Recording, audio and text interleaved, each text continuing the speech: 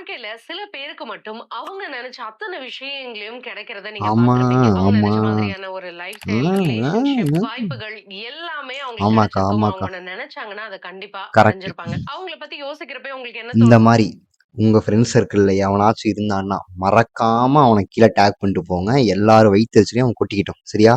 எனக்கு தெரிஞ்ச நெறைய பேர் அப்படி இருக்கானுங்க. அப்புறம் இன்னொன்னு, இந்த அக்கா பேர் என்ன? YouTube channel self Singh school Tamil. இதுக்கா தயவு செஞ்சுக்கா இந்த வீடியோ யூஸ் பண்ணால காப்பிரைட்லாம் போட்டு விட்றாதீங்கக்கா. ஆல்ரெடி யூடியூப்காரன் ஃபர்ஸ்ட் வீடியோக்கே யூடியூப்ல காப்பிரைட் போட்டு விட்டான்.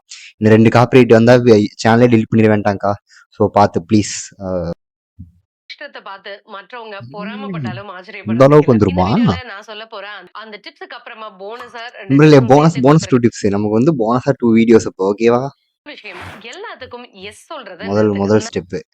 நம்மளுடைய எனர்ஜி ரொம்ப ரொம்ப முக்கியம். நீங்க உங்களுடைய ம். எனர்ஜிய தேவையில்லாத விஷயங்களுக்கு எல்லாம் எஸ் சொல்லி வேஸ்ட் தேவையில்லாத விஷயத்துக்கெல்லாம் எஸ் சொல்லக்கூடாது. ஓகேவா? பண்ணிட்டீங்கன்னா, நீங்க நெனச்ச விஷயத்த அடையறதுக்கு இந்த எனர்ஜி உங்ககிட்ட இருக்காது. நீங்களே எனக்கு சிரிப்பு வர்றதுக்காக நீங்க தப்பா நினைச்சுக்காதீங்க. தேவையில்லாத விஷயத்துக்காக உங்க எனர்ஜிய வேஸ்ட் பண்ணக்கூடாது. ஓகேவா? தேவையுள்ள விஷயங்களுக்கு மட்டும் உங்க எனர்ஜிய யூஸ் பண்ணுங்க. அப்பதான் லக்கு வரும் உங்களுக்கு. இதுக்கு லக்குக்கு என்ன சம்மந்தம்னு கேட்காதீங்க. அந்த அக்காட்ட தான் கேட்கணும். இருங்க பாப்போம். யோசிச்சு பாருங்க. எத்தன முறை உங்களுக்கு வேணாம், பிடிக்கல அப்டின்னா கூட மற்றவங்க கிட்ட அதுக்கு நோ சொல்ல முடியல அப்டின்ற காரணத்துக்காகவே அவங்கள்ட்ட ஓகேன்னு ஆமா. ஒத்துக்கிட்டு இது அந்த இது நானும் விஷயத்த கடைசி பண்ணியிருக்கேன். வரைக்கும் பிடிக்காமலே செஞ்சிருக்கீங்க.